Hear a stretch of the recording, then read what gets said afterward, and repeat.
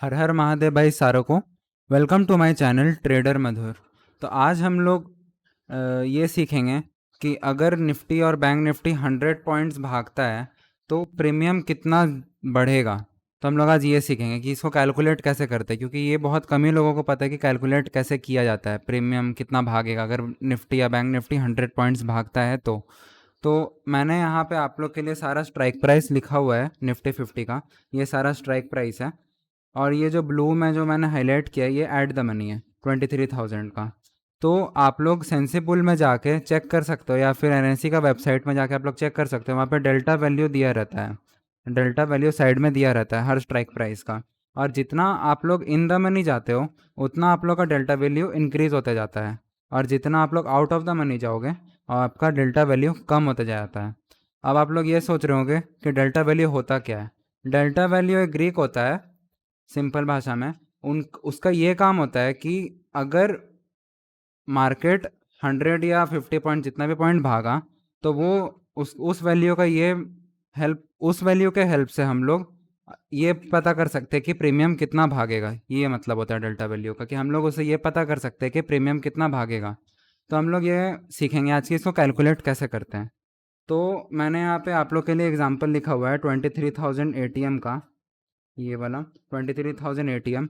तो अगर निफ्टी का मेन चार्ट अगर 100 पॉइंट्स भागा है तो उसका प्रीमियम कितना भागेगा ये कैलकुलेट करना हम लोगों को, कि 23,000 का प्रीमियम कितना भागेगा। तो हम लोगों को क्या करना है कि 23,000 का जो एटीएम है उसका हम लोग को सबसे पहले डेल्टा वैल्यू चेक करना है कि डेल्टा वैल्यू कितना है। तो यहाँ पे डेल्टा वैल्यू कितना दिया हुआ है 0.5।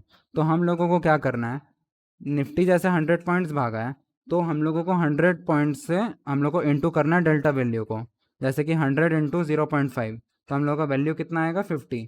तो इसका मतलब क्या हुआ कि आप लोग का प्रीमियम 50 पॉइंट्स भागेगा अगर निफ्टी 100 पॉइंट्स भागता है। तो इसका मतलब ये होता है, और जितना ज़्यादा डेल्टा वैल्यू होता है उतना अच्छा आप लोग को प्रीमियम में स्पाइक मिलेगा। मतलब आप लोग जितना ज़्यादा इन द मनी का कॉल या पुट लेंगे, जितना इन द मनी का आप लोग लेंगे, उसमें क्या होगा कि आप लोग का टाइम डी के पहला बात तो कम होगा, और प्लस आप लोग को प्रीमियम ज़्यादा मिलेगा। मतलब कि आप लोग को पॉइंट ज़्यादा कैप्चर होगा, प्रीमियम स्पाइक अच्छा मिलेगा आप लोग को उसमें। ये रीज़न होता है डेल्टा वैल्यू ज़्यादा होने का, अच्छा ये फ़ायदा होता है। तो जैसे कि मैंने यहाँ पे आप लोगों को एटीएम का बता दिया, तो आप लोग जितना आईटीएम जाओगे, जैसे कि 22,850 का हम लोग लेते हैं, ये वाला लेते हैं। तो यहाँ से आप लोग चार्ट में देख लो 22,850 का डेल्टा वैल्यू कितना है 0.6 है। तो हम लोगों को क्या करना है कि जैसे कि निफ्टी 100 पॉइंट्स भागा, तो जैसे यहाँ पे निफ्टी 100 पॉइंट्स भागा तो हम लोगों को उसे 0.6 से मल्टीप्लाई करना है, डेल्टा वैल्यू से मल्टीप्लाई करना है। तो हम लोग का वैल्यू कितना आया 60 पॉइंट्स। मतलब कि अगर निफ्टी 100 पॉइंट्स भागेगा तो आप लोग का प्रीमियम 60 पॉइंट्स का आप लोग को यहाँ पे मूवमेंट देखने मिलेगा। तो ये इसका मतलब हुआ। और जितना आप लोग आउट द मनी जाओगे, यहाँ पे नीचे आउट ऑफ द मनी जाओगे, उतना आप लोगों को कम पॉइंट्स मिलेगा। जैसे कि आप लोग यहाँ पे देख सकते हो, मैं 23,150 का ओटीएम का हम लोग देखते हैं। तो यहाँ पे 23,150 का क्या है कि यहाँ पे डेल्टा वैल्यू 0.3 है, बहुत कम है।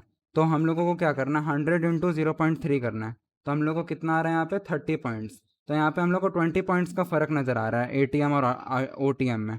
जैसे कि यहाँ पे 100 पॉइंट्स का अगर स्पाइक देगा तो हम लोग को यहाँ पे 50 पॉइंट्स से कैप्चर होगा, और वही अगर हम लोग ओटीएम बाय करेंगे तो यहाँ पे हम लोग का सिर्फ 30 पॉइंट्स कैप्चर होगा यहाँ पे।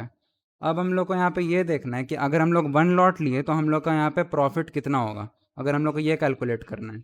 तो यहाँ पे हम लोग क्या करेंगे, जैसे कि हम आउट ऑफ द मनी हम लोग 23,150 का लिए, तो यहाँ पे 30 पॉइंट्स कैप्चर हुआ।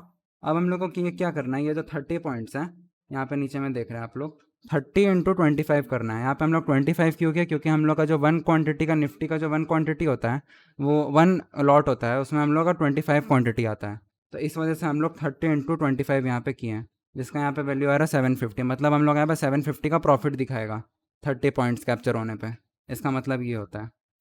तो अब हम लोग एक बार बैंक निफ्टी भी देख लेते हैं। बैंक निफ्टी सेम ही होता है, बस आखिरी में थोड़ा सा डिफरेंट हो जाता है, क्योंकि यहाँ पे लॉट्स का डिफरेंस होता है क्वांटिटी का, इस वजह से।